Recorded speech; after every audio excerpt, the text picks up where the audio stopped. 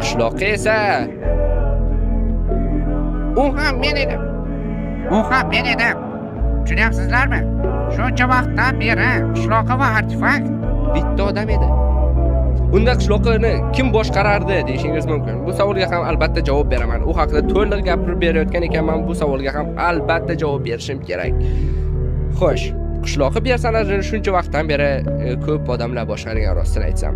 Uni har safar har xil odamlar boshqarishi mumkin edi. Kimni vaqti bo'lsa, masalan, Shohruxning vaqti bo'lsa, Shohruxga Minecraft o'ynab o'raylik. Mana shu qishloqqa ko'rinishda bo'lib turasan derdim. U ham nicho derdi. Husanga aytishim mumkin edi. Hattoki jiyanimga aytsam ham u ham o'ynab berishi mumkin edi. Lekin ba'zi paytlarda men hattoki hech kimni chaqirmasdan mod ishlatishim ham mumkin edi.